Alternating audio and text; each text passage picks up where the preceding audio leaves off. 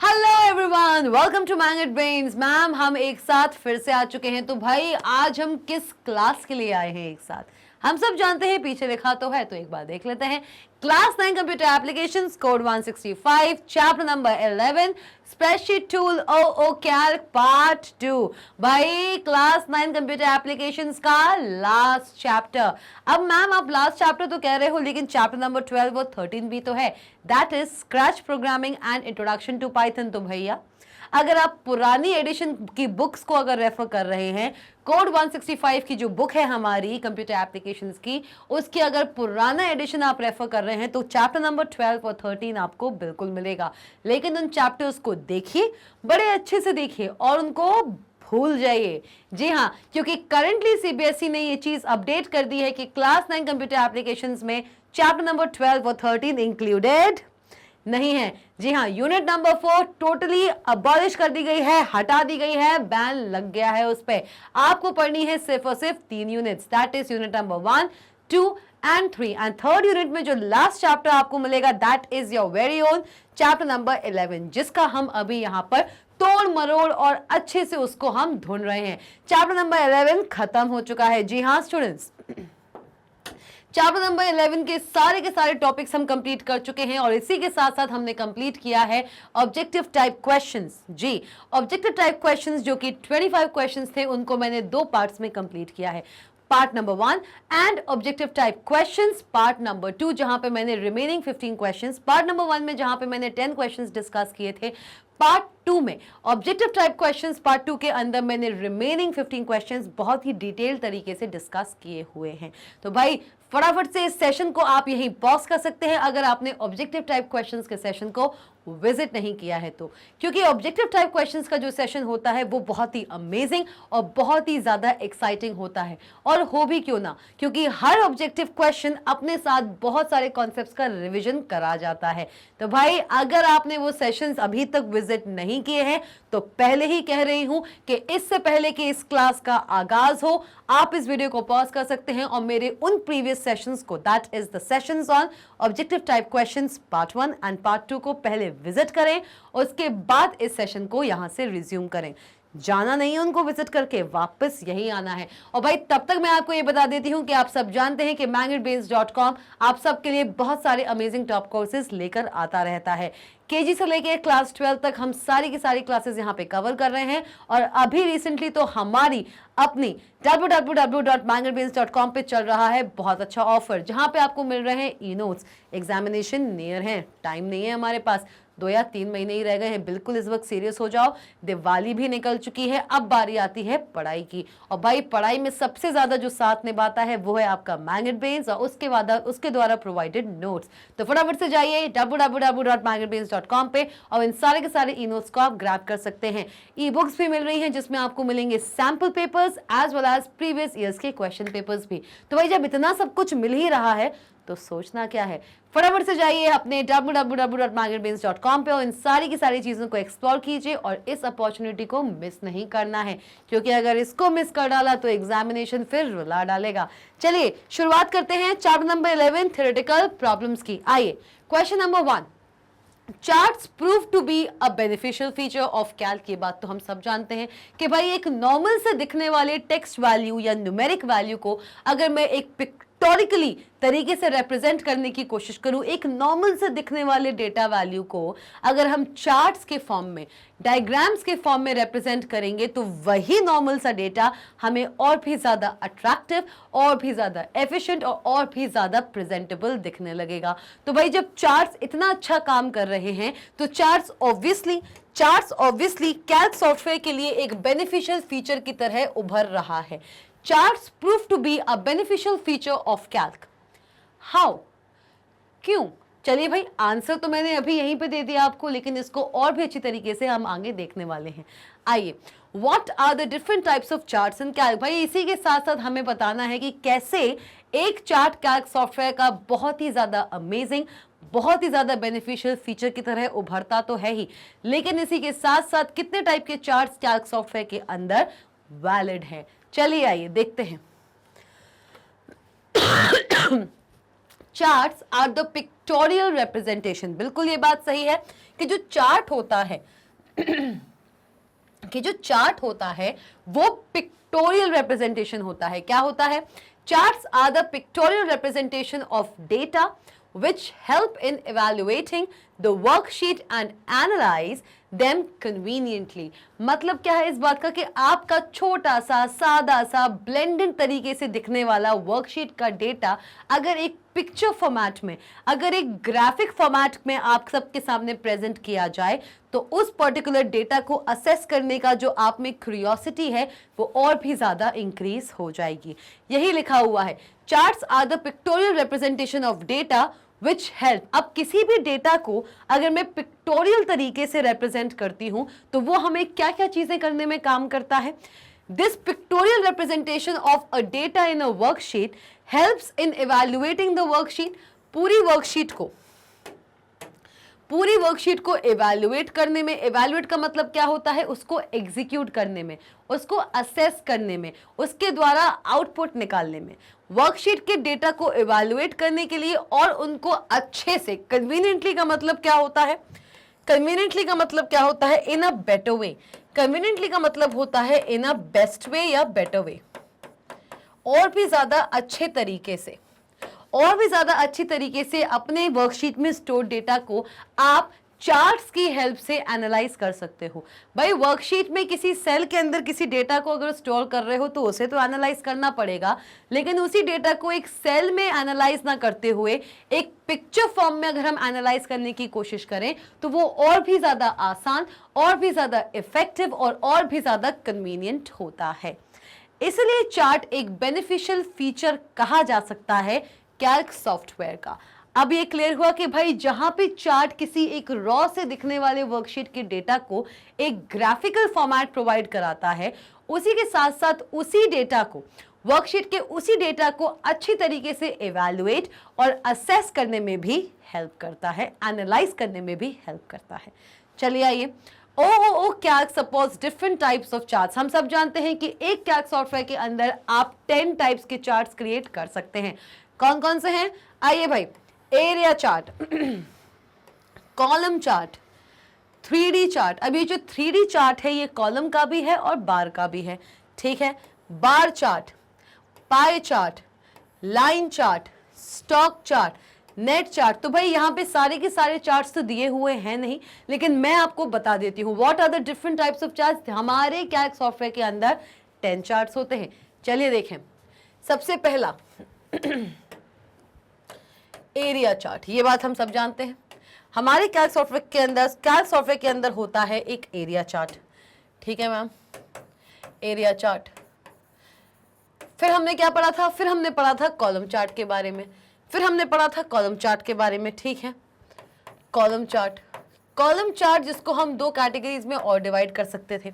किसमें कर सकते थे? पूरा रिवीजन चल रहा है यहाँ पे, देखिए थ्योरेटिकल क्वेश्चंस हो या हो आपके ऑब्जेक्टिव टाइप क्वेश्चंस या फिर आपके असाइनमेंट ओरिएंटेड प्रॉब्लम्स, ये सारे एक्सरसाइजेस आपके कॉन्सेप्ट्स को रिवाइज करने के लिए ही डिजाइन किए गए हैं आपकी रिस्पेक्टिव बुक्स में। तो यहाँ पर भी मैं आपके इन क्वेश्चंस के साथ आपके सारे के सारे कॉन्सेप्ट्स रिवाइज ही करा रही हूँ। चलिए आइए, कोई भी कॉन्सेप्ट छोड़ना नहीं है, कोई भी कॉन्सेप्ट नहीं छोड़ेंगे, अच्छे से धुनेंगे, बिल्कुल रगड़ डालेंगे कि भाई एग्जामिनेशन के टाइम हमको इनको पकड़ने की या इनके लिए टेंशन लेने की अब जरूरत नहीं। मैम ने बहुत अच्छे से पढ़ाया था, हमको याद है, बस मैम का वीडियो देखना है, मैम के द्वारा प्रोवाइडेड या मैंगेट बेंस के द्वारा प्रोवाइडेड ई नोट्स को रेफर करना है और हमें अपने एग्जामिनेशन में झिंगा लाला करना है। ये बात तो आप सब जानते ही हैं। चलिए भाई, आइए कॉलम चार्ट जिसको हम स्टैक्ड कॉलम में या फिर 3D कॉलम में भी डिवाइड कर सकते हैं, ठीक है मैम। फिर आते हैं हम अपने बार चार्ट में। बार चार्ट को आप बार चार्ट को भी आप फर्दर डिवाइड कर सकते हैं। किस में? स्टैक्ड में। स्टैक्ड बार भी होता है और 3D भी होता है, ठीक। फिर आता है क्या? फिर आता है आपका area chart, column chart, bar chart. फिर आता है आपका लाइन चार्ट। फिर आता है आपका लाइन चार्ट, ठीक है भाई, लाइन चार्ट।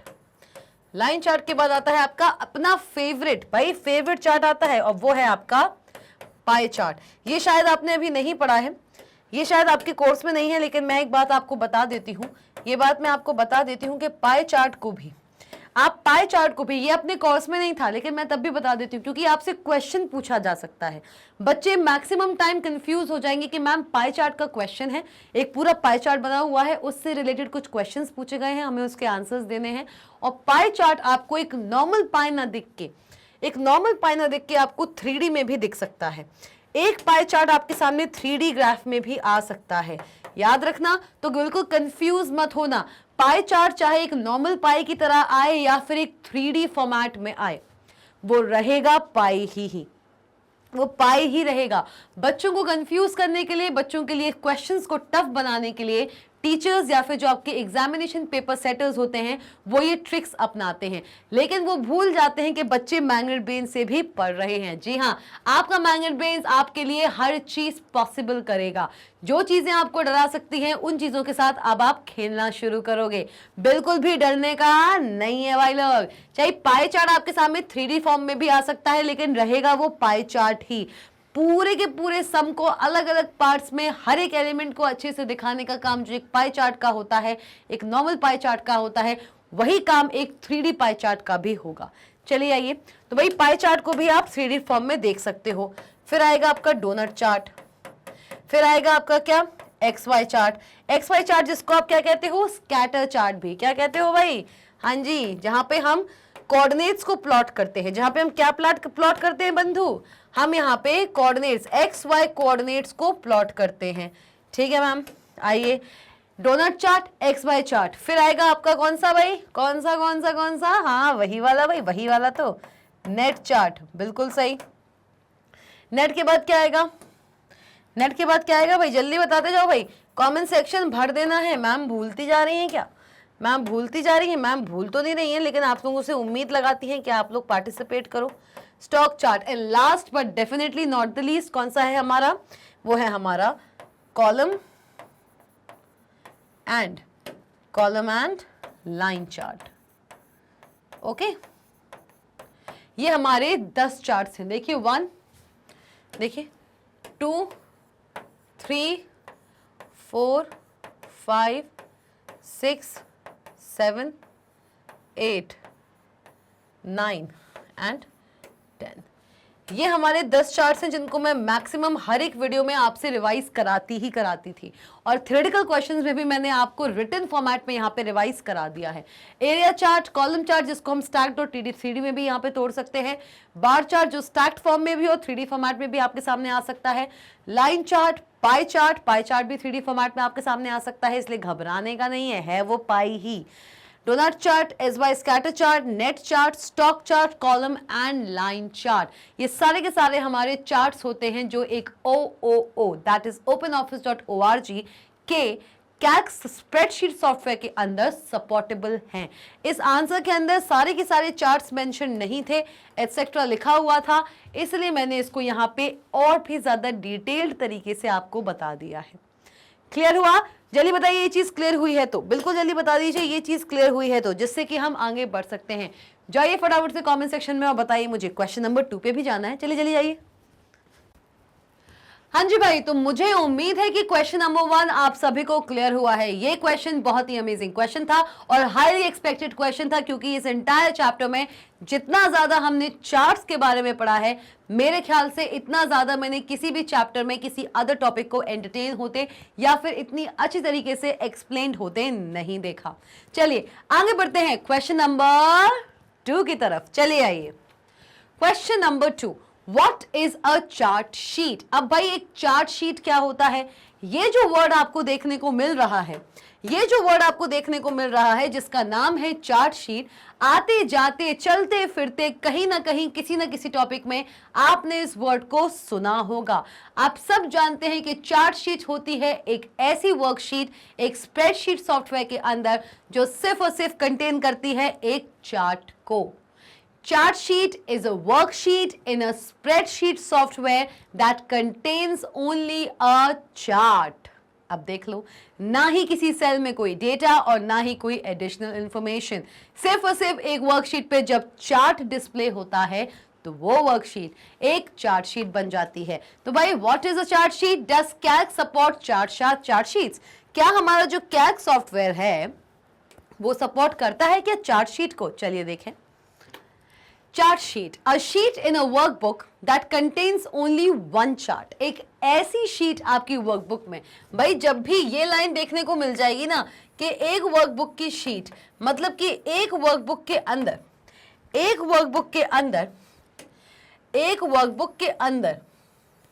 ये पूरी मेरी वर्कबुक है, this is my entire workbook. इस एक वर्कबुक के अंदर एक वर्कशीट को हम बातों बातों में, चलते फिरते, आते जाते शीट भी कह देते हैं।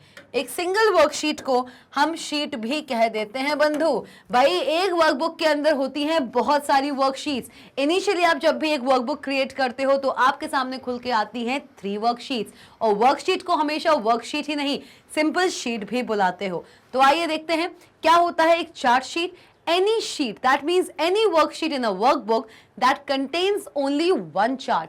एक ऐसी वर्कशीट एक वर्कबुक की जो सिर्फ और सिर्फ एक चार्ट कंटेन करती हो, ना एक से ज्यादा चार्ट रखती हो, ना एक से ज्यादा चार्ट के अलावा कोई भी डेटा वैल्यू रखती हो, ना ही सेल्स में कोई डेटा वैल्यूज हैं, चाहे वो न्यूमेरिक हो, चाहे वो टेक्स्ट हो, या आपके फॉर्मूला ही क्यों ना हो। आपके सेल्स बिल्कुल एम्प्टी हैं, वर्कशीट में सिर्फ एक ही चार्ट है भाई, एक चार्ट के अलावा और कोई चार्ट भी नहीं है, दूसरा चार्ट भी नहीं है। ऐसी वर्कशीट किसी भी वर्कबुक की एक चार्ट शीट कहलाती है। आइए, it is beneficial when a user wants to view a chart separately from workbook data. एक चार्ट शीट हम क्यों बनाते हैं? एक चार्ट शीट बनाने के पीछे बेसिक आइडिया क्या होता है भाई? एक चार्ट शीट बनाने के पीछे बेसिक आइडिया ये होता है कि हम नहीं चाहते कि जिस वर्कशीट में मेरा सोर्स डेटा दिया हुआ है उसी डेटा से जस्ट लग के उसका जो चार्ट है वो बन के आ जाए। हम सब जानते हैं कि कैल्क सॉफ्टवेयर के अंदर जो भी चार्ट आप बनाते हैं वो बाय डिफॉल्ट कैसा होता है नेचर में, एक पर्टिकुलर कैल्क के अंदर, एक कैल्क सॉफ्टवेयर के अंदर हमेशा से एक एम्बेडेड चार्ट ही बनता आया है। एक कैल्क सॉफ्टवेयर के अंदर हमेशा से एक एम्बेडेड चार्ट ही बनता आया है, ये बात हम सब जानते हैं।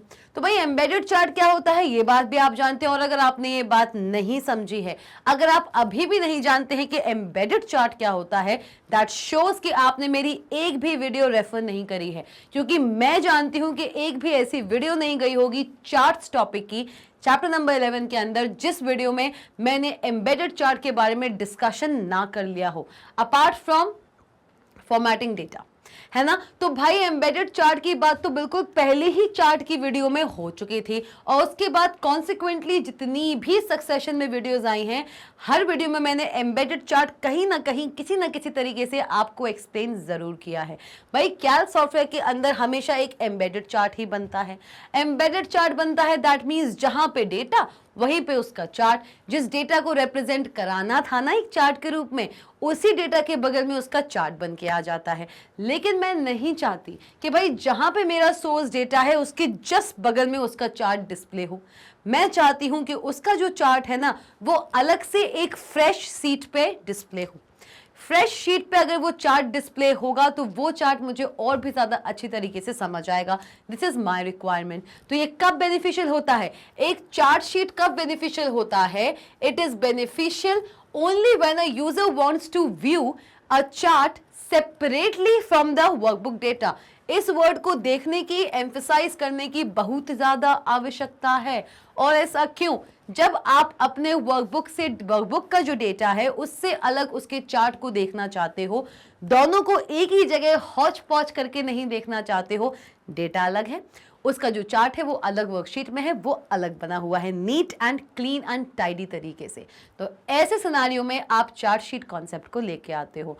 एक ऐसा वर्कशीट एक वर्कबुक के अंदर जो सिर्फ और सिर्फ एक चार्ट कंटेन करता है, ना ही एक से ज्यादा कोई अदर चार्ट्स, ना ही किसी सोर्स डेटा को वो कंटेन करेगा, ना ही कोई न्यूमेरिक डेटा, ना ही कोई टेक्सचुअल डेटा, और ना ही कोई एडिशनल इंफॉर्मेशन। क्लियर?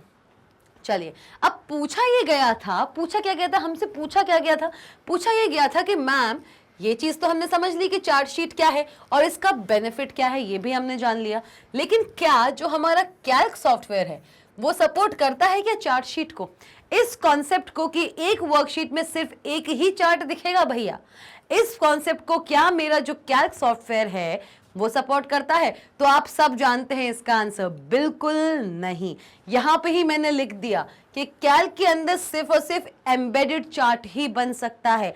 मतलब अगर आप ये सोचें कि कैल्क सॉफ्टवेयर के अंदर अलग से एक वर्कशीट पे सिर्फ एक चार्ट ही रिप्रेजेंट हो रहा हो, तो भाई नो, ना, नेवर, बिल्कुल नहीं, नेवर एवर नेवर, कभी भी ये पॉसिबल नहीं हो सकता। नो, कैल्क डज नॉट, इतना बड़ा नो दिख रहा है, Calc does not support the chart sheet. Calc के अंदर आपको चार्ट शीट वाला कॉन्सेप्ट नहीं दिखेगा भाई। कैल्क के अंदर जहां पे आपका सोर्स डेटा है उसके जस्ट बगल में ही उसका चार्ट बना दिख जाएगा। अलग से कैल्क वर्कबुक में किसी वर्कशीट में आप चार्ट रिप्रेजेंट करना चाहें तो ये चीज कैल्क सॉफ्टवेयर के अंदर अलाउड नहीं है, बिल्कुल नहीं है। चलिए, it only supports the embedded chart. देख लिया, ये सिर्फ और सिर्फ एम्बेडेड चार्ट्स को ही सपोर्ट करता है। चलिए मैम, ये बात तो हमने समझ ली। तो मैम अगर कैल्क सॉफ्टवेयर इस चार्ट शीट नाम की चिड़िया को जब सपोर्ट ही नहीं करता है तो उसको यहाँ पे एक्सप्लेन करने की जरूरत क्यों पड़ी, और चार्ट शीट नाम के कॉन्सेप्ट को कैल्क सॉफ्टवेयर के अंदर लाने का नीड ही क्या पड़ा? तो भाई नीड इसलिए पड़ा है क्योंकि आपने एक सॉफ्टवेयर का नाम और सुना होगा जिसका नाम है MS एक्सेल। सुना है? माइक्रोसॉफ्ट ऑफिस सूट का स्प्रेडशीट प्रोग्राम जिसका नाम है MS एक्सेल। MS एक्सेल वो स्प्रेडशीट प्रोग्राम है, जैसे हमारे OOO में कैल्क सॉफ्टवेयर है जो कि एक स्प्रेडशीट प्रोग्राम है, ऐसे ही MS ऑफिस में, किसमें भाई, किसमें? MS ऑफिस के अंदर, MS ऑफिस के अंदर एक और स्प्रेडशीट प्रोग्राम होता है, और जो बाय फार, बिल्कुल इसमें कहने की जरूरत नहीं है क्योंकि मैं आपको कैल्क सॉफ्टवेयर पढ़ा रही हूं तो मैं उसकी तारीफ ही करूं, नहीं, कैल्क सॉफ्टवेयर के जो डीमेरिट्स हैं, जो उसके लिमिटेशंस हैं, वो आपके सामने लाना भी हमारी जिम्मेदारी है। क्योंकि आपके कोर्स में कैल्क सॉफ्टवेयर दिया हुआ है इसलिए हम कैल्क सॉफ्टवेयर को यहाँ पे प्रायोरिटी देते हैं, लेकिन इसका मतलब ये नहीं कि एक्सेल सॉफ्टवेयर के जो अच्छे फीचर्स हैं, जो एडवांस फीचर्स हैं, उनको मैं कैल्क सॉफ्टवेयर की तारीफ करने की वजह से उनको दबा दूं। नहीं, जो सॉफ्टवेयर जो चीज़ देता है, जिसमें जो लिमिटेशंस हैं, वो सारी की सारी आपके सामने खुलकर आने वाली हैं, और ये चीज़ आपके सामने आपका मैंगेट बेन्स ही लेके आ रहा है, कोई अदर प्लेटफॉर्म नहीं। ये भी नोटिस कर लो भाई। चलो भाई, OOO दैट इज OpenOffice.org का जो स्प्रेडशीट प्रोग्राम है वो है हमारा कैल्क। MS ऑफिस का वहीं पे जो स्प्रेडशीट प्रोग्राम है, इसके बारे में भी आपने सुना तो होगा। अगर कभी लाइफ में वर्क किया भी नहीं है इसमें, इसको चलते फिरते कहीं ना कहीं किसी ना किसी को वर्क करते देखा होगा इस पे, और अगर वर्क भी नहीं करते देखा है तो उसके बारे में सुना जरूर होगा। YouTube पे ही बहुत से एड्स आ जाते हैं एक्सेल के ऊपर। जी हाँ, तो भाई MS ऑफिस और कैल्क में, MS ऑफिस और OOO में जो उनके स्प्रेडशीट प्रोग्राम्स हैं उनके बीच में वैसे तो बहुत सारे डिफरेंसेस हैं, लेकिन एक जो मेजर डिफरेंस है वो ये है कि कैल्क सॉफ्टवेयर के अंदर सिर्फ और सिर्फ एम्बेडेड चार्ट्स ही सपोर्टेबल हैं, एम्बेडेड चार्ट्स ही सपोर्टेबल हैं। और एम्बेडेड चार्ट्स का कॉन्सेप्ट क्या कहता है? एम्बेडेड चार्ट्स का कॉन्सेप्ट क्या कहता है भाई? एम्बेडेड चार्ट्स कहता है कि भाई जहां पे हमारा ओरिजिनल डेटा था जिसको आपको रिप्रेजेंट करना था चार्ट के रूप में, तो भाई एम्बेडेड चार्ट्स में आपका सोर्स डेटा भी वहीं रहेगा भाई, ठीक है, ये तो रहेगा ही रहेगा। सोर्स डेटा के साथ साथ जिस चार्ट में आपने उसको कन्वर्ट किया है उस डेटा को, वो भी वहीं रहेगा। चार्ट टाइप, चाहे वो आपने बार चार्ट बनाया हो, चाहे पाई बनाया हो, चाहे डोनट बनाया हो, कोई भी चार्ट बनाया हो, out of the given 10 charts आपने चाहे कोई भी चार्ट बनाया हो फॉर योर सोर्स डेटा, वो सोर्स डेटा भी वही है। उससे एसोसिएटेड जो चार्ट आपने क्रिएट किया है using the chart wizard dialog box, वो भी आपका वहीं अवेलेबल होगा, as well as source data, chart type and वही क्या है, और हमारा बिल्कुल सही बंधु, बिल्कुल सही, एडिशनल डेटा कह लीजिए, एडिशनल इंफॉर्मेशन कह लीजिए, जो भी अगर आप लिखना चाहें, चार्ट के बारे में बताना चाहें कि ये कौन सा चार्ट है, ये डेटा किस चीज़ को बता रहा है टेक्स्ट फॉर्म में, तो वो आप लिख सकते हैं। तो एम्बेडेड चार्ट कितनी चीज़ों का समागम होता है, कितनी चीज़ों का? 3 चीज़ों का भाई। सोर्स डेटा भी वही रहेगा, चार्ट टाइप भी वही रहेगा और आपका एडिशनल इंफॉर्मेशन भी वही रहेगी। और ये पता है किस पे रहेगी, किस पे रहेगी? ये तीनों ही चीजें भाई, तीनों ही चीजें कहाँ रहेगी भाई, कहाँ रहेगी?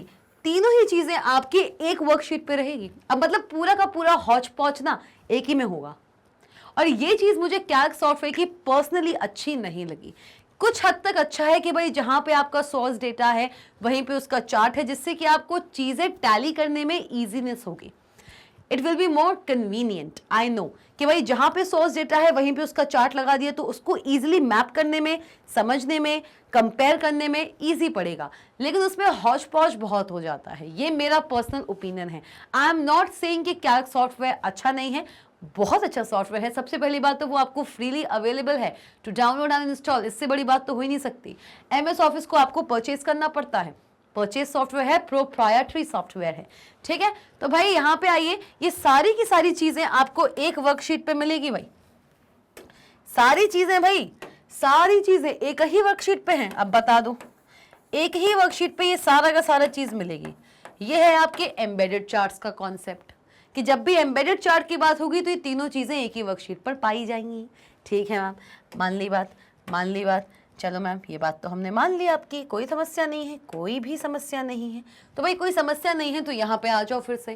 कैल्क सॉफ्टवेयर के अंदर सिर्फ और सिर्फ एम्बेडेड चार्ट्स आते हैं, लेकिन एक्सेल सॉफ्टवेयर के अंदर, एक्सेल सॉफ्टवेयर के अंदर एम्बेडेड तो आता ही आता है भाई, एम्बेडेड तो आता ही आता है। आप एक एम्बेडेड चार्ट एक्सेल में भी बना सकते हैं कि भाई जहां पे आपका सोर्स डेटा है वहीं पे उसका चार्ट भी आ जाए, और अच्छी बात है। लेकिन इसी के साथ साथ ये जो हमारा एम्बेडेड, जो हमारा MS ऑफिस है ना, ये जो हमारा MS ऑफिस का एक्सेल स्प्रेडशीट प्रोग्राम है, ये हमको एम्बेडेड चार्ट्स के साथ साथ हमको क्या प्रोवाइड करता है? ये हमको और प्रोवाइड करता है चार्ट शीट भी, जिनके बारे में अभी हम पढ़ रहे हैं। मतलब कि एक्सेल के अंदर आप एक ऐसी वर्कशीट क्रिएट कर सकते हैं जो सिर्फ और सिर्फ एक चार्ट अपने पास रहेगा, लेकिन ये चीज कैल्क सॉफ्टवेयर में पॉसिबल नहीं है, इसलिए यहाँ पे नो लिखा हुआ है। No, Calc does not support chart sheets, it only supports the embedded charts. अब ये चीज क्लियर हुई है। आई थिंक ये चीज मैं सेकंड या थर्ड टाइम क्लियर कर रही हूँ, लेकिन कोई बात नहीं, हम एक्सरसाइज सेक्शन में हैं और यहाँ पे हर चीज को बिल्कुल बेसिक से, स्क्रैच से हम फिर से रिवाइज करते हुए चल रहे हैं, जैसे कि आपका कोई भी टॉपिक आपसे मिस ना हो। और अगर आपने मेरी प्रीवियस वीडियोस नहीं देखी हैं तो इससे आपको ये समझ आएगा कि अब अगर थ्योरेटिकल क्वेश्चंस आप देख रहे हैं तो प्रीवियस वीडियोस को रेफर करना कितना इंपॉर्टेंट है, क्योंकि ये सारी की सारी चीजें ना बाउंस कर रही होंगी आपको। मैं पूरा ट्राई कर रही हूँ कि अगर आप मेरी वीडियो पे नए हैं तो ये चीजें जो मैं पहले भी पढ़ा चुकी हूँ वो आपको अभी भी समझ में आ जाएं। लेकिन अगर नहीं आ रहा है और अगर थोड़ा बहुत भी लगता है कि आपका इंटरेस्ट इसमें है तो इस वीडियो के एंड होने के बाद मेरे पूरे की पूरी प्लेलिस्ट को आप देख सकते हैं। उसमें मैंने पूरे चैप्टर 11 को अच्छे से एक्सप्लेन किया है टॉपिक वाइज। चलिए आगे बढ़े, क्वेश्चन नंबर 3 की तरफ आइए। Why is formatting necessary? भाई बहुत अच्छा क्वेश्चन है कि हमने ये तो पढ़ा है चैप्टर नंबर 11 में कि आप अपने सेल के किसी भी न्यूमेरिक डेटा को, अपने सेल के किसी भी टेक्सचुअल डेटा को, या अपने सेल में अगर आपने एक फॉर्मूला भी दिया हुआ है, इन सारी ही चीजों को आप फॉर्मेटिंग कर सकते हैं। इन सारी ही चीजों पर आप फॉर्मेटिंग कर सकते हैं, इन सबको अलग अलग फॉर्मेट्स में आप शो कर सकते हैं।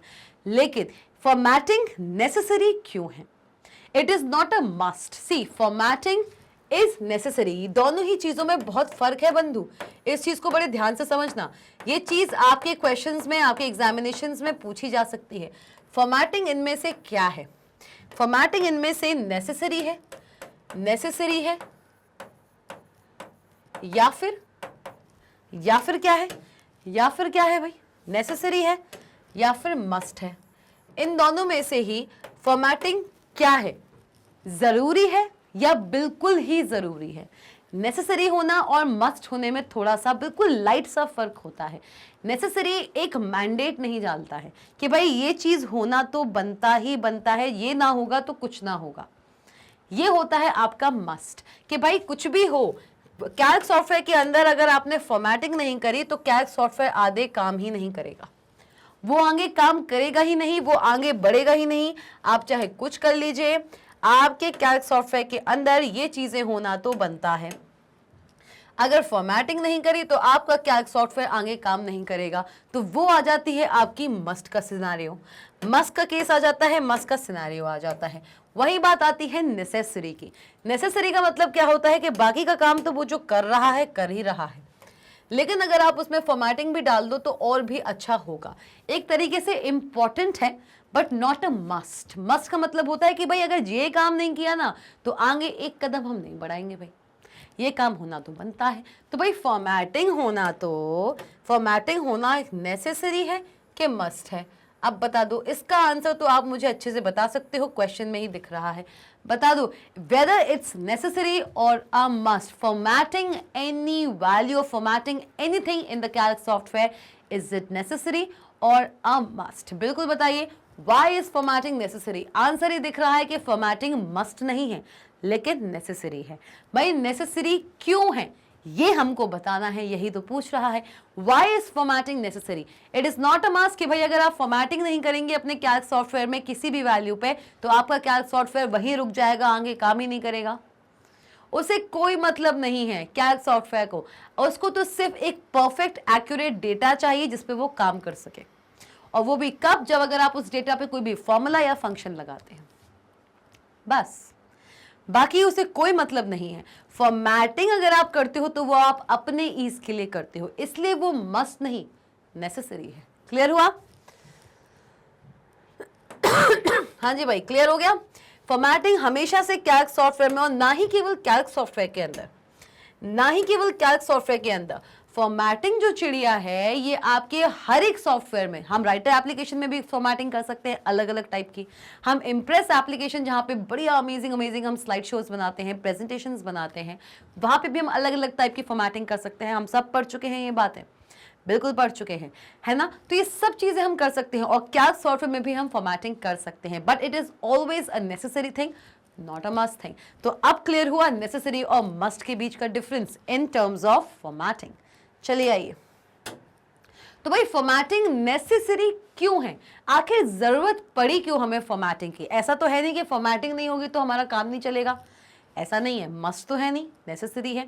लेकिन ये एडवाइजेबल है कि आप जब भी अपने कैल्क सॉफ्टवेयर में, आप जब भी अपने कैल्क सॉफ्टवेयर में, इम्प्रेस सॉफ्टवेयर में या फिर राइटर सॉफ्ट में ही क्यों ना, फॉर्मेटिंग जरूर किया करो। और ऐसा क्यों है चलिए देखते हैं। फॉर्मेटिंग, पहली बात तो ये समझा जाए कि भैया फॉर्मेटिंग आखिर है क्या।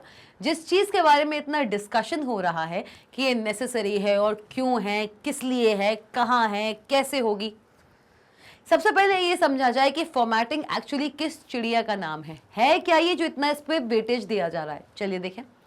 Formatting, the general arrangement of data. Formatting stands for किसी भी सॉफ्टवेयर में जो डेटा होता है, किसी भी सॉफ्टवेयर में जो डेटा होता है, अब चाहे वो आपका न्यूमेरिक डेटा हो, चाहे आपका टेक्सचुअल डेटा हो, या हो वो आपका फॉर्मूला। हम यहाँ पे कैल्क सॉफ्टवेयर की बात कर रहे हैं तो उसी पे टिके रहेंगे, उसी पे स्टिक रहने वाले हैं, अडहेयर करने वाले हैं। तो भाई आपसे पूछा गया है जनरल अरेंजमेंट ऑफ डेटा, किसी भी डेटा का जनरल अरेंजमेंट। अब हम बात कर रहे हैं कैल्क सॉफ्टवेयर की। कोई भी डेटा हम किसके अंदर देते हैं? किसके अंदर देते हैं भाई? सेल के अंदर। ये बात हम सब जानते हैं कि नहीं जानते हैं बंधु? बता दो। कोई भी डेटा दोगे, चाहे वो न्यूमेरिक हो, चाहे वो टेक्सचुअल हो, या आपका फॉर्मूला ही क्यों ना हो, सारा का सारा डेटा या तो किसी एक सेल में आता है या तो किसी एक रेंज में आता है। और रेंज क्या है आपकी? Group of cells. एक सेल या फिर range, that is the group of cells. है ना भाई? है कि नहीं है भाई? देख लो भाई। चलिए ठीक है मैम, ये बात तो हम समझ चुके थे कि मैम सेल और रेंज में फ़र्क क्या होता है। ये बात तो आपने अच्छे से समझा दी थी हमको। तो भाई आप बताना क्या चाह रहे हो, ये बताओ ना हमको। आप बताना क्या चाह रहे हो? तो भाई मैं आपको ये बताना चाहती हूँ कि चाहे कोई भी डेटा हो, चाहे वो न्यूमेरिक हो, चाहे टेक्सचुअल हो, या आपका फॉर्मूला ही क्यों ना हो, वो हमेशा या तो एक सेल में आएगा या रेंज में आएगा, पहली बात। तो इस पर्टिकुलर डेटा का जनरल अरेंजमेंट जो होगा, किसी भी डेटा का जो जनरल अरेंजमेंट होता है ना, किसी भी डेटा का जनरल अरेंजमेंट होता है वो उसके सेल के अंदर होता है। जिस सेल को वो डेटा बिलोंग करता है, जिस सेल को वो डेटा बिलोंग करता है, उस सेल के अंदर, इनसाइड अ सेल, जिस सेल को वो डेटा बिलोंग करता है, उस सेल के अंदर उस डेटा का अरेंजमेंट, उस सेल के अंदर उस डेटा का अरेंजमेंट कहलाता है formatting. Clear? The general arrangement of the data inside a cell to which that data belongs to. जिस सेल के अंदर वो डेटा है, उस सेल के अंदर उस डेटा का जनरल अरेंजमेंट इज फॉर्मेटिंग। आइए, with formatting we can make some data to be bolder, rotated और इन डिफरेंट कलर। तो भाई फॉर्मेटिंग का यहाँ पे मतलब क्या निकल के आया कि सेल के अंदर जो डेटा स्टोर्ड है वो न्यूमेरिक है, टेक्सचुअल है, फॉर्मूला है, घंटा फर्क नहीं पड़ता फिलहाल, लेकिन पड़ेगा आपके सेल के अंदर किस टाइप का डेटा है, क्योंकि मैंने आपको पढ़ाया है 2 टाइप के डेटा फॉर्मेटिंग। कौन कौन सी? Numeric data formatting and text formatting. अगर आपका सेल कंटेन करता है एक न्यूमेरिक डेटा तो उसकी फॉर्मेटिंग कुछ अलग होती है। अगर आपका सेल कंटेन करता है एक टेक्सचुअल डेटा तो उसकी फॉर्मेटिंग अलग होती है। और अगर आप इन सारी की सारी फॉर्मेटिंग्स के बारे में जानना चाहते हैं तो आप जानते हैं क्या करना है। इस वीडियो के एंड होने पर आप जाएंगे मेरे उस टॉपिक पे जहां पे मैंने डिस्कस किया है फॉर्मेटिंग इन कैल्क सॉफ्टवेयर। वहां पे मैंने आपको पढ़ाया है नंबर फॉर्मेटिंग एंड सेकंड आया था हमारा टेक्स्ट फॉर्मेटिंग। टेक्स्ट फॉर्मेटिंग भी हमारा एक टॉपिक है जहां पे एक सेल के अंदर एक टेक्सचुअल डेटा पे आप कौन कौन सी फॉर्मेटिंग ऑप्शंस अप्लाई कर सकते हैं, ये सारी चीजें हम पढ़ चुके हैं भाई। तो ठीक है, अब आते हैं कि एक कुछ फॉर्मेटिंग यहाँ पे दी हुई है। ये तो बहुत ही छोटी मोटी फॉर्मेटिंग है जो आप एक नंबर या टेक्स्ट दोनों पे ही कर सकते हो। किसी भी टेक्स्ट को, किसी भी डेटा को बोल्डर बनाना, चाहे वो न्यूमेरिक हो चाहे टेक्सचुअल हो। आपका जो डेटा है चाहे वो न्यूमेरिक डेटा हो या फिर टेक्सचुअल डेटा हो, आप उसको रोटेट भी करा सकते हैं, आप उसको रोटेट भी करा सकते हैं within the cell boundaries. देखो जो भी फॉर्मेटिंग होगी, चाहे न्यूमेरिक डेटा पे हो चाहे टेक्सचुअल डेटा पे हो, वो उसके सेल के अंदर ही होगी।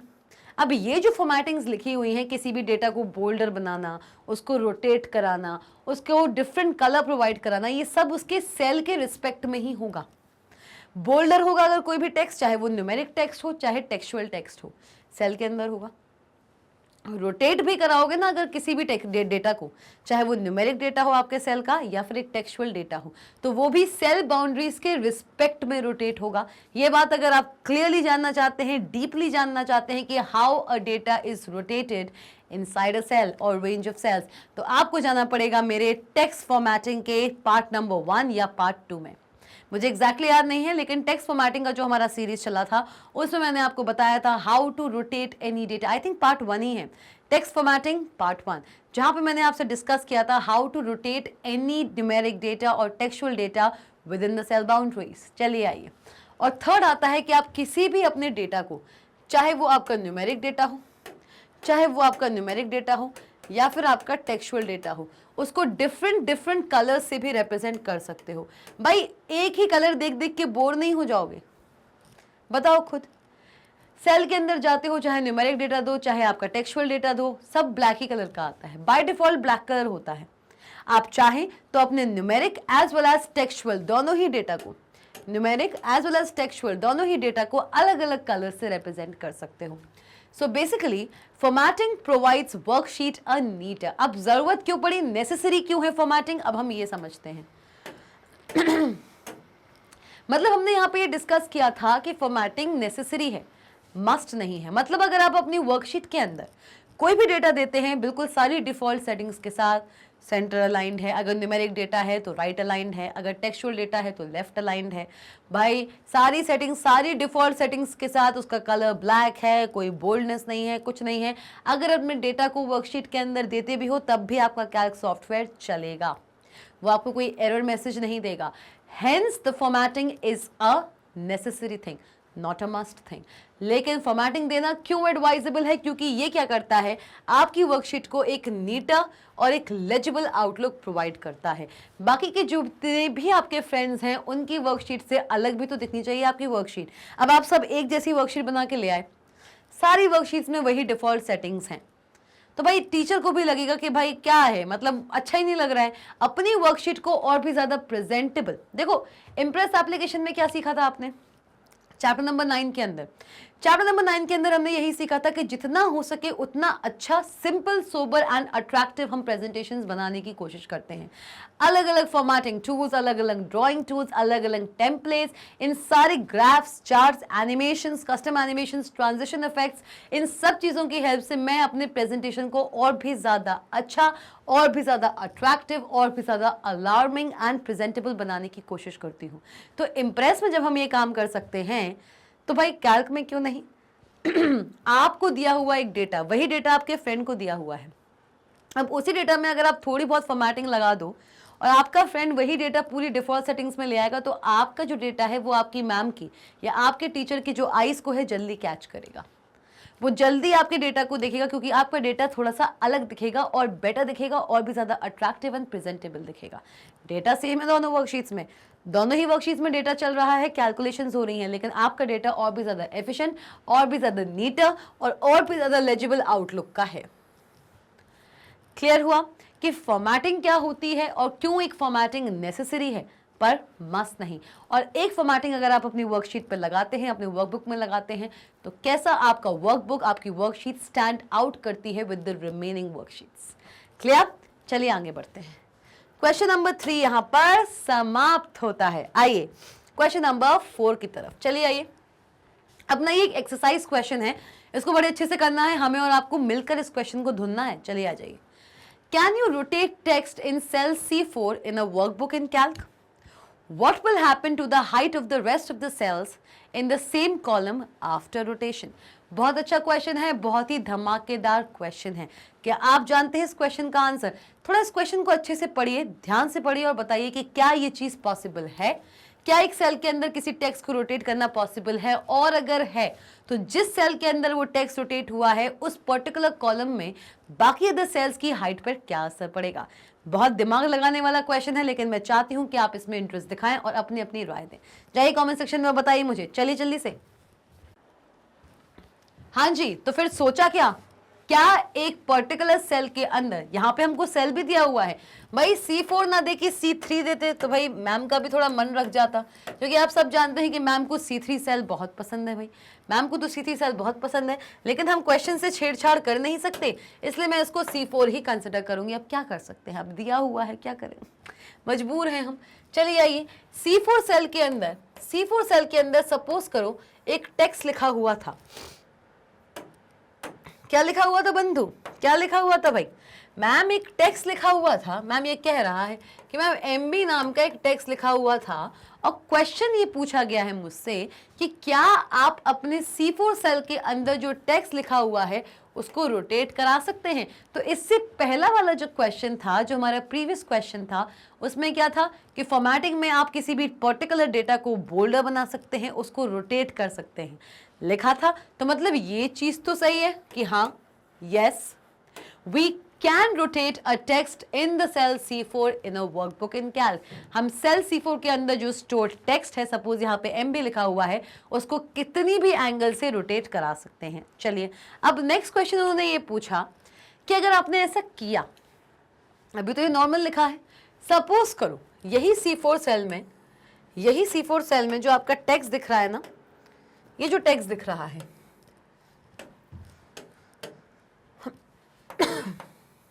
इसको मैंने ना हल्का सा रोटेट करा दिया एंटी क्लॉकवाइज। क्या कराया? कुछ डिग्रीज देके, रोटेशन एंगल देके मैंने इसको हल्का सा रोटेट करा दिया। मैंने इसको करा दिया है ऐसा, ठीक, हल्का सा कुछ डिग्रीज से मैंने इसको रोटेट करा दिया। Just give me a minute. हाँ आइए, चलो मैंने इसको रोटेट कराया। अभी जो ये इतना सीधा दिख रहा था, बाय डिफॉल्ट ऐसा दिख रहा था, अब उसको थोड़ा सा रोटेट कराया तो इसी सेल के अंदर वो थोड़ा ऐसा डिग्री से रोटेट हो गया एंटी क्लॉकवाइज। कहाँ रोटेट हुआ? वो एंटी क्लॉकवाइज थोड़ा सा रोटेट हो गया है। ठीक है मैम, समझ गए, क्लियर? चलिए आप बताइए, अब अगर ऐसा करते हो तो what will happen to the height of the rest of the cells in the same column after rotation? अब इसकी हाइट में थोड़ा अंतर आ सकता है। हो सकता है कि आपका ये जो साइज है आपके टेक्स्ट डेटा का, इसको आपने रोटेट तो कराया प्लस उसकी साइज को भी इंक्रीज करा दिया, हो सकता है। और अगर नहीं भी कराएं, यही रोटेशन अगर आपका थोड़ा और ज्यादा होता, यही रोटेशन अगर आपका थोड़ा और ज्यादा होता तो हो सकता था कि आपका एम बी ऐसा निकल जाता। तो आपकी सेल का जो हाइट है वो बढ़ा।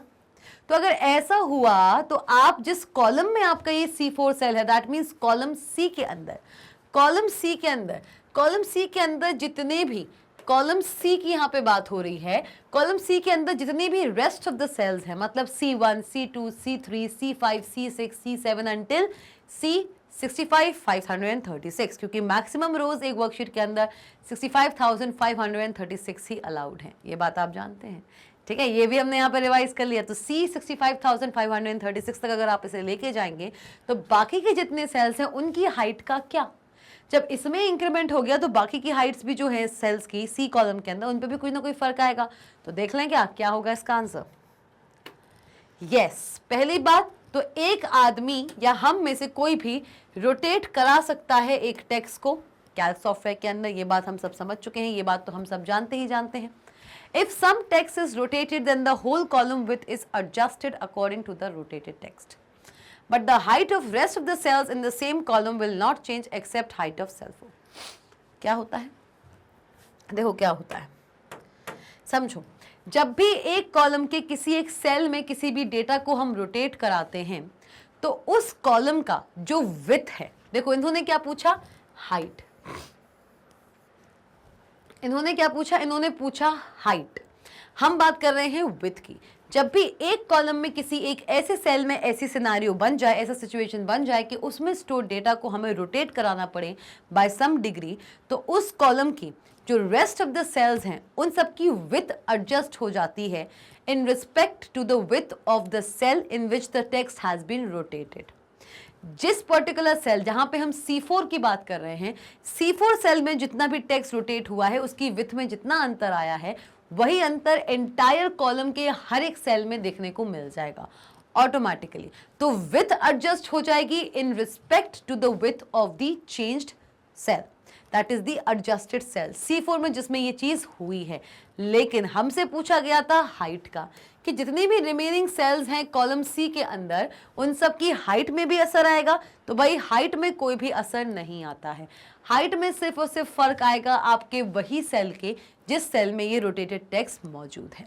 मतलब adjusted, the column width is adjusted. क्या है, कॉलम की जो विड्थ है, चौड़ाई है, वो एडजस्ट हो जाती है according to the rotated text, but the height of rest of the cells in the same column will not change except the height of cell in C4। मतलब इस पूरे क्वेश्चन का अगर हम एक समरैटिकल वे निकालने की कोशिश करें तो भाई जब भी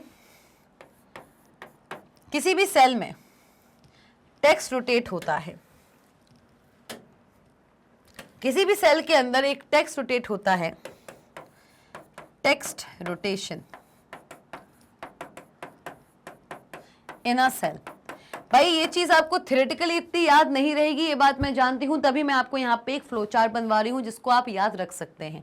text rotation in a cell, और भाई ये क्वेश्चन आपके एक्सरसाइज में है तो मतलब इसके बहुत हाई चांस हैं आपके एग्जामिनेशन में आने के। तो इस क्वेश्चन को रटना नहीं है। बहुत से बच्चे इस पर्टिकुलर क्वेश्चन को रटने की कोशिश करेंगे, ये कॉलम विड्थ, इसको रटना नहीं है, इसको समझने की जरूरत है। समझ लोगे, प्रैक्टिकली करके देखना, अपने घरों में जाइए और इंस्टॉल कीजिए। मैंने उम्मीद कर रही हूँ कि आपने अभी तक अपने अपने रिस्पेक्टिव सिस्टम्स में, अगर आपके पास है एक, तो आपने कैल्क सॉफ्टवेयर को यहाँ पे डाउनलोड और इंस्टॉल कर लिया होगा, प्लस आपने उस पर काम करना भी शुरू कर दिया होगा। तो अगर आपके पास डेस्कटॉप्स है, कैल्क सॉफ्टवेयर को फटाफट से डाउनलोड कर लो ना, डाउनलोड करिए, इंस्टॉल कीजिए और इस पर्टिकुलर चीज़ को करके देखिए। करके देखेंगे, समझ आएगा, फिर लिख कर भी आ पाएंगे अपने अपने रिस्पेक्टिव एग्जामिनेशंस में। इस क्वेश्चन को रटोगे, कंफ्यूज होगे, थोड़ा सा अगर उन्होंने चेंज कर दिया ना क्वेश्चन तो आप कंफ्यूज ही आ जाओगे भाई।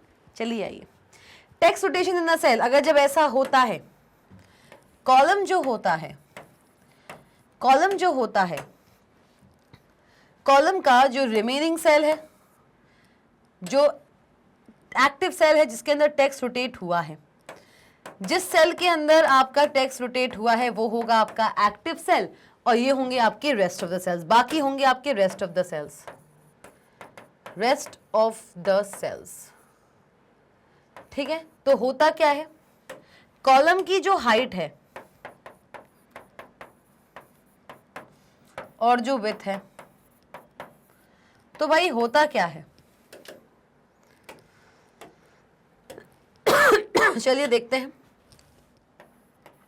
जब भी एक कॉलम के किसी सेल के अंदर कोई भी टेक्स्ट रोटेट होता है तो उस कॉलम का जो एक्टिव सेल है उसकी हाइट जो होती है वो चेंज होती है, ठीक है। रेस्ट ऑफ द सेल्स की उसी कॉलम के रेस्ट ऑफ द सेल्स की हाइट चेंज नहीं होती है। समझ रहे हो?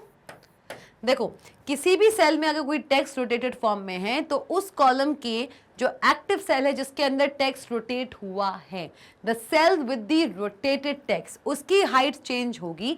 बाकी के अदर सेल्स जो इंटायर कॉलम में हैं उनकी हाइट में कोई भी फर्क नहीं होगा। लेकिन अगर मैं इस कॉलम के एक्टिव सेल की विड्थ की बात करूं तो विड्थ क्या होता है? विड्थ एडजस्ट होती है, एडजस्टेबल विद रिस्पेक्ट टू किसके रिस्पेक्ट में? रोटेटेड टेक्स्ट,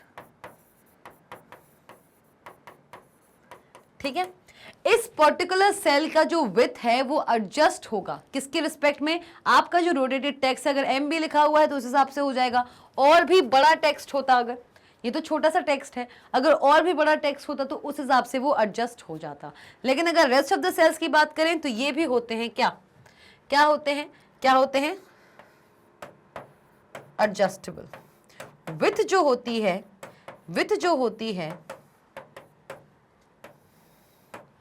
ठीक है, विड्थ जो होती है एक ऐसे कॉलम में जहां पे एक ऐसा सेल आ गया है जिसके अंदर का टेक्स्ट रोटेटेड फॉर्म में है तो उसकी जो विड्थ है वो एडजस्टेबल होती है with respect to the rotated text. अगर छोटा सा है तो उस हिसाब की विड्थ हो जाएगी, बड़ा सा टेक्स्ट है और रोटेटेड फॉर्म में है तो उस हिसाब से वो एडजस्ट हो जाएगी।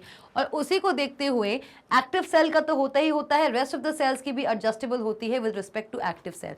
मतलब कि एक्टिव सेल ने जितनी अपनी विड्थ को एडजस्ट किया with respect to the rotated text, उतनी ही विड्थ का आपके रेस्ट ऑफ द सेल्स का भी विड्थ हो जाता है of the same column. Clear? तो भाई इस चीज को बहुत ध्यान से देखने की आवश्यकता है, इसको ध्यान से देखिए, समझिए और बताइए मुझे अगर इसमें कोई भी डाउट है। चलिए देखिए दिल्ली से।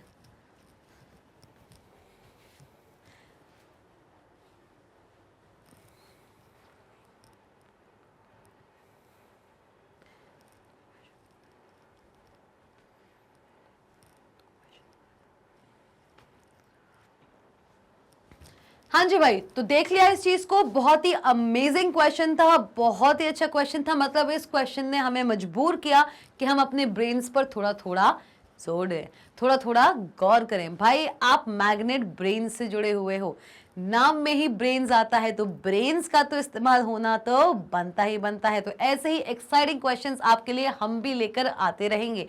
ये तो बुक क्वेश्चन था लेकिन हम भी आपके लिए ऐसे बहुत सारे क्वेश्चंस डिजाइन करने की राह पर ही हैं। Wait and watch. चलिए, तो ये चीज क्लियर हुई है बिल्कुल। अगर आपको इसको नहीं पढ़ना है, इस चीज को पढ़ के चले जाइएगा, आपका आंसर आपको समझ आ जाएगा। आप अपने क्वेश्चन को बहुत अच्छे से ढूंढने वाले हो, फिर सिर्फ इस चीज को पढ़ लीजिए, क्लियर हो गया आंसर। चलिए आइए आगे बढ़ते हैं क्वेश्चन नंबर 5 की तरफ। चलिए आइए। What are the advantages, disadvantages and purposes of using charts and graphs. भाई 3 चीजें पूछ ली गई हैं कि चार्ट और ग्राफ का OOO कैल्क सॉफ्टवेयर में इस्तेमाल करने से क्या क्या फायदे हैं, क्या क्या नुकसान है और क्या बेसिक पर्पस है to use a chart and a graph in OOO calc software. चलिए देखते हैं फटाफट से। आइए, एडवांटेजेस सबसे पहले हम देखने वाले हैं कि एक कैल्क सॉफ्टवेयर के अंदर अगर आप चार्ट का इस्तेमाल करते हैं टू रिप्रेजेंट योर टेक्स्ट तो उसके क्या क्या फायदे होते हैं, क्या क्या मेरिट्स हैं। What are the merits of using, what are the merits of using a chart, what are the merits of using a chart in the OOO Calc software। चलिए देख लेते हैं। Quick way for the audience to visualize what you are seeing, numbers, trends, up or down। मतलब कि अगर आप अपने data को, एक डेटा को जहां पे कंपैरिजन हो रहा हो, टाइमली रिप्रेजेंटेशन हो रहा हो, 2 या 2 से ज्यादा कंपनीज के बीच में आप कंपैरिजन शो करना चाहते हैं तो उस चीज को एक नॉर्मल सेल वैल्यू की तरह रिप्रेजेंट ना करते हुए अगर एक चार्ट के रूप में रिप्रेजेंट करेंगे तो आप और अच्छे से उस चीज को एनालाइज और असेस कर पाएंगे। Quick way for the audience to visualise what you are saying, numbers, trends, up और डाउन। आपके जो नंबर्स हैं वो ऊंचाई पे जा रहे हैं या नीचाई पे जा रहे हैं, इस चीज को और अच्छे से अगर आप देखना चाहते हो तो चार्ट सबसे पहला ऑप्शन है। Forceful, emphasises main point. सबसे पहली बात तो भाई कि ये जो चार्ट होता है वो बहुत ही फोर्सफुल तरीका होता है। क्या होता है? बहुत ही एनर्जी के साथ, बहुत ही फोर्स के साथ वो अपनी चीज को कहता है, जितनी अच्छी तरीके से एक नॉर्मल डेटा नहीं कह पाएगा। अब देखो यहाँ पे फॉर्मेटिंग भी आ गई। अगर आपने एक बहुत ही इंपॉर्टेंट डेटा दिया हुआ है लेकिन उस डेटा में कोई भी जनरल अरेंजमेंट नहीं किया डेटा का, बहुत इंपॉर्टेंट कॉन्सेप्ट है, बहुत इंपॉर्टेंट डेटा है, उसको असेस करना है, लेकिन उसमें जो इंपॉर्टेंट पॉइंट्स हैं अगर आपने उसको अलग से हाईलाइट नहीं किया with the help of some formatting, तो आपका वही इंपॉर्टेंट डेटा अपनी इंपॉर्टेंस खो देगा। क्यों? क्योंकि वो किसी भी नॉर्मल डेटा की तरह ही हमको लगेगा जब तक हम उसको डीप में जाके स्टडी ना करें और समझें।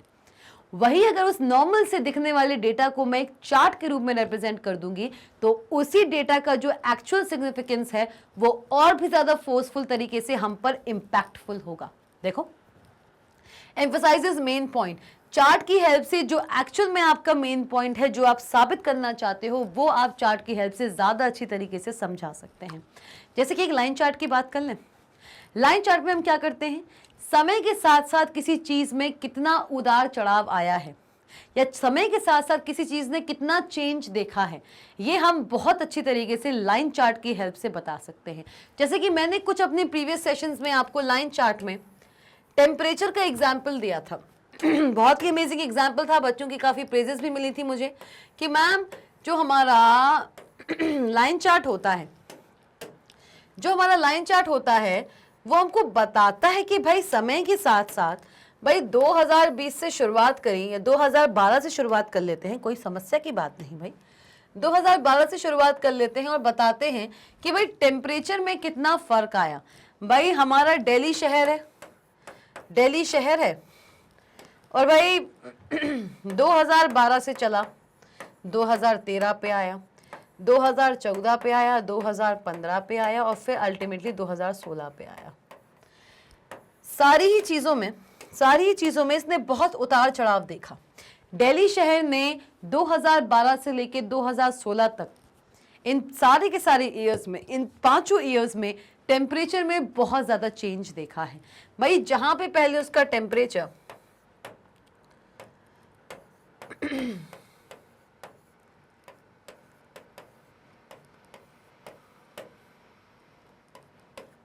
वैसे इतना टेम्परेचर जाता नहीं है, वो तो मैं 70 चला जाएगा तो हम तो बचेंगे ही नहीं, पर एक नॉर्मल मैं यहाँ पे एग्जाम्पल के तौर पे आपको बता रही हूँ। हमारा नॉर्मल टेम्परेचर 40 तक, अगर बहुत भीषण गर्मी है तो 40 तक चला जाता है, 40, 43, 50 ज़्यादा से ज़्यादा 70 जाएगा तो बचना ही नहीं है भाई, बहुत ज़्यादा हो जाएगा वो। तो भाई मैं बात कर रही हूँ कि एक नॉर्मल टेम्परेचर अगर मैं किसी भी शहर की बात करूँ तो 2012 में दिल्ली शहर में जो टेम्परेचर था वो 40 डिग्री सेंटीग्रेड था। फिर 2013 आते आते वही टेम्परेचर बढ़ के आपका 50 डिग्री सेंटीग्रेड हो गया। फिर आगे चल के 2014 में सबसे ज्यादा इसने देखा 60 डिग्री। फिर एकदम से 2014 में जब इसने 60 डिग्री सेंटीग्रेड देख लिया था, बहुत भपक गया था दिल्ली, मतलब इतना गर्मी, इतना गर्मी। फिर अल्टीमेटली 2015 में इसको थोड़ी राहत मिली। क्यों? 60 डिग्री से सीधा सीधा ये 40 और 50 के बीच में आया, तो उसके कंपैरिजन काफ़ी राहत थी। लेकिन 2016 में फिर से इसने और भी ज़्यादा छलांग मारी, 70 डिग्री सेंटीग्रेड तक पहुंच गया। तो मतलब समय के साथ साथ टेम्परेचर ने क्या चेंज देखा है फ्रॉम द ईयर 2012 टू 2016, वो एक लाइन ग्राफ की हेल्प से हम बहुत अच्छे से रिप्रेजेंट कर सकते हैं। तो मतलब सिर्फ यही है कि आप अपना मेन पॉइंट अगर रिप्रेजेंट करना चाहते हैं, इस पूरे चार्ट का मेन पॉइंट क्या था? मेन पॉइंट ये था कि ईयर 2012 से ईयर 2016 तक जो टेम्परेचर रहा है न्यू दिल्ली सिटी का, उसने कितना बदलाव देखा, ये मेन पॉइंट था। और ये मेन पॉइंट हमने लाइन चार्ट की हेल्प से ज्यादा अच्छे से रिप्रेजेंट किया है।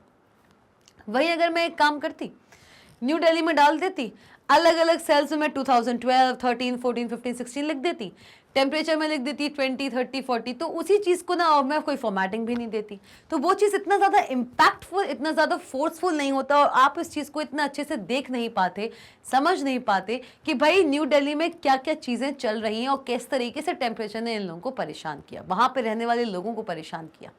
चलिए आइए, convincing proves a point see and here, भाई कन्विंसिंग है।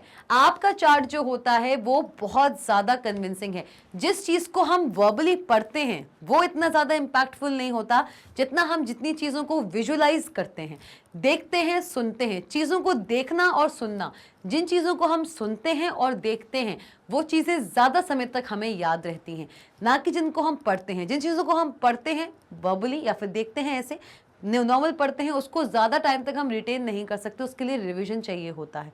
लेकिन अगर मैं आपको चीज़ें दिखा दूं और सुना दूं तो वो ज़्यादा समय के लिए आपके ब्रेन्स में रिटेन रहता है, आपको याद रहता है।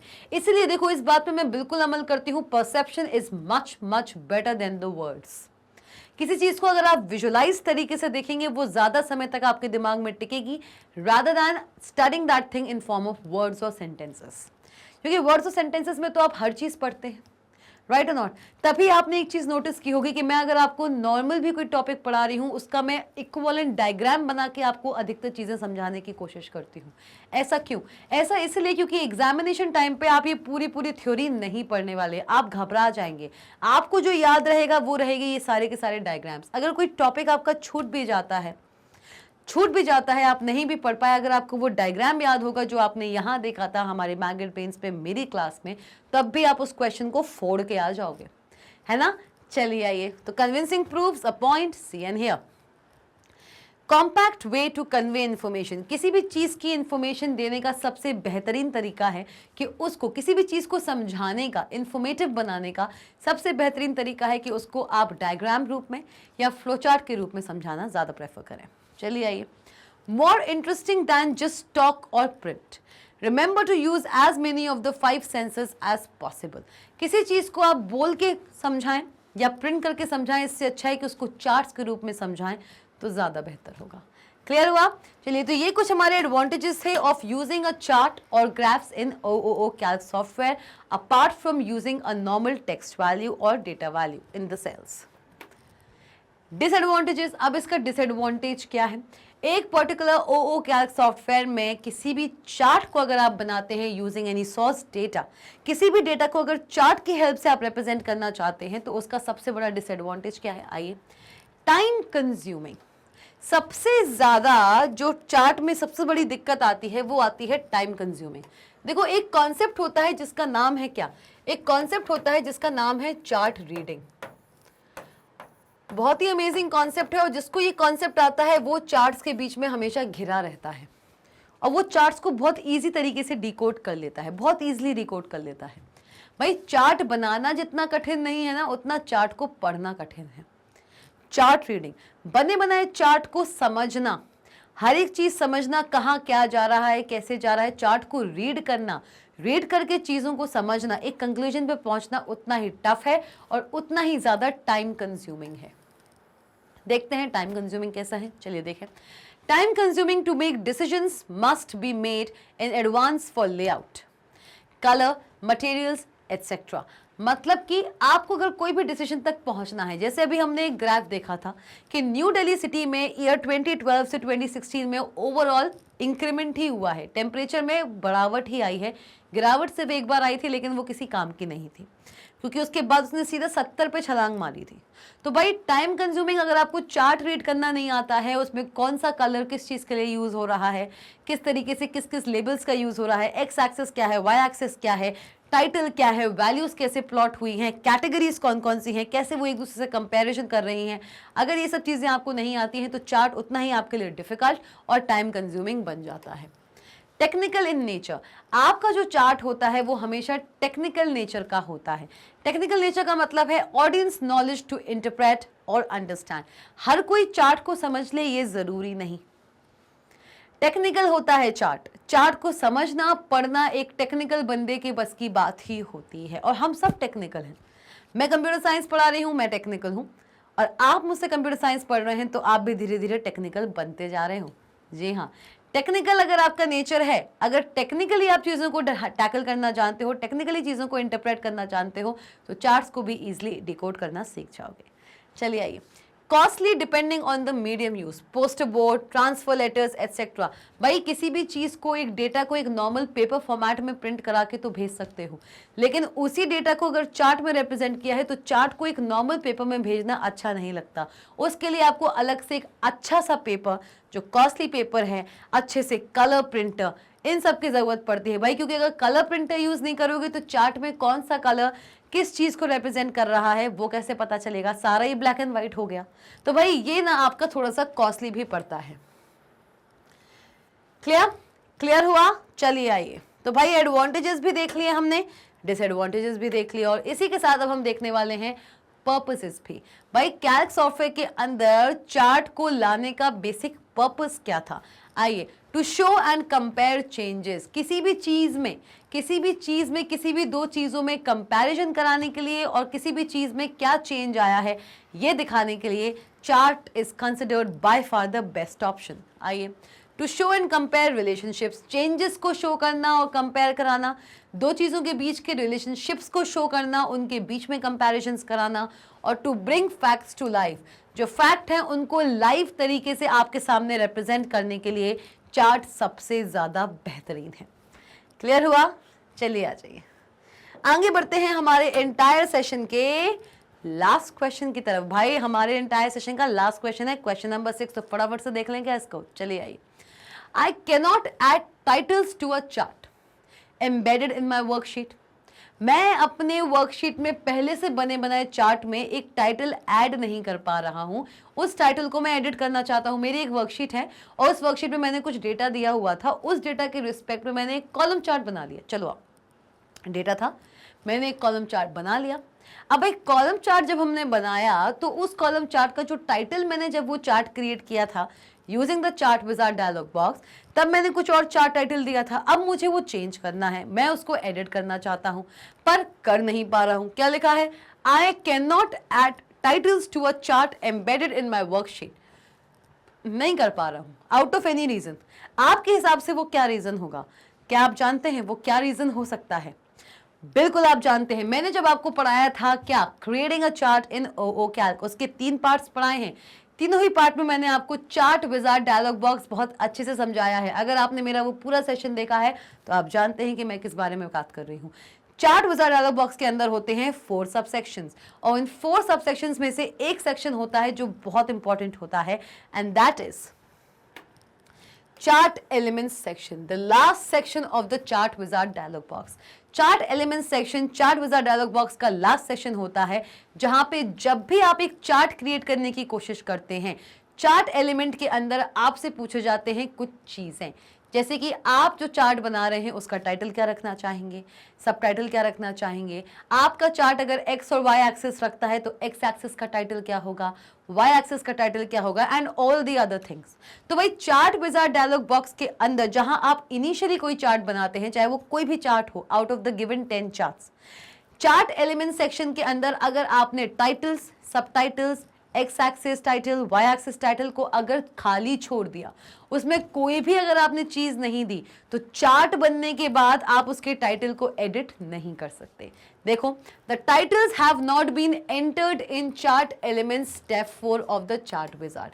इसीलिए आप अब अपने इस क्रिएटेड चार्ट के टाइटल को एडिट नहीं कर पा रहे हो। आपने चार्ट विजार्ड डायलॉग बॉक्स के चार्ट एलिमेंट सेक्शन के अंदर टाइटल सेक्शन में सपोज करो XYZ भी लिख दिया होता, कुछ तो दिया होता, XYZ भी लिख दिया होता और फिर क्रिएट किया होता आपने चार्ट। अगर ऐसा कर लिया होता आपने, तो अब जो आपका चार्ट बन के आया था, चाहे वो कॉलम चार्ट हो चाहे कोई भी हो, आप उसके टाइटल पर डबल क्लिक करके उसको एडिट कर सकते थे, चेंज कर सकते थे। लेकिन आपने ऐसा नहीं किया। आपने टाइटल वाले टेक्स्ट बॉक्स को आपने यहाँ पे ऐसे खाली छोड़ दिया और अपने चार्ट को क्रिएट कर लिया। इसलिए आप अपने क्रिएटेड चार्ट को ना ही फर्दर एडिट कर सकते हो, ना ही ऐड कर सकते हो once the chart is ready, क्योंकि चार्ट विजार्ड डायलॉग बॉक्स के चार्ट एलिमेंट सेक्शन में आपने टाइटल टैग को खाली छोड़ दिया था। क्लियर हुआ? देख लेते हैं। The titles have not been entered in the chart elements, that is the step 4 of chart wizard dialog box. Hence, these cannot be edited or added once the chart is ready. Clear? और भाई इसी के साथ साथ हम आ चुके हैं अपने एंटायर सेशन के एंड पे। बहुत ही अमेजिंग सेशन था। इस एंटायर सेशन में हमने डिस्कस किया है प्रैक्टिस थ्योरेटिकल क्वेश्चंस। जी हाँ स्टूडेंट्स, ये हमारे प्रैक्टिस थ्योरेटिकल क्वेश्चंस थे जो हमारे टोटल 6 इन नंबर्स थे। कम क्वेश्चंस थे लेकिन कोई बात नहीं, अभी सफर बहुत आगे है भाई। और इसी के साथ साथ आप सब जानते हैं कि mangetbeans.com लेकर आया है बहुत सारे एक्साइटिंग टॉप कोर्सेज। एक नजर मान लेते हैं। CBSE English medium, spoken English, CUET, NTSC, Olympiad, CBSE Hindi medium भी है भाई, UP board, Bihar board, MP board, और सिर्फ इतना ही नहीं, e books and e notes भी है। फटाफट से जाइए हमारे mangetbeans.com पे और इन सारी की सारी चीजों को आप वहां एक्सप्लोर कर सकते हैं। और एक बात और, ई बुक्स पे एंड ई नोट्स पे अभी एक ऑफर भी चल रहा है। फटाफट से जाइए ना, टाइप कीजिए अपने ब्राउजर्स में www.mangetbeans.com और इन ऑफर्स का लाभ उठाइए। अभी फ्लैट 15% डिस्काउंट चल रहा है। लेकिन जाते जाते 3 चीज करते जाइए। सब्सक्राइब कीजिए मैंगेट बीन्स के ऑफिशियल चैनल को, अगर नहीं किया है तो बेल आइकॉन दबा दो, सिर्फ उतना ही तो करना है। लाइक कीजिए इस वीडियो को, बताइए कि ये वीडियो आपके लिए कितना इंटरेस्टिंग था, क्वेश्चंस अच्छे लगे कि नहीं लगे, और अगर अच्छे लगे हैं तो बताइए। कोई भी डाउट है किसी भी क्वेश्चन में, बिल्कुल पोस्ट कर सकते हैं, मैं उसको रिप्लाई बैक करूंगी। शेयर करना मत भूलना, शेयरिंग इज केयरिंग। मिलते हैं नेक्स्ट ऐसे ही एक अमेजिंग सेशन के साथ। Stay tuned.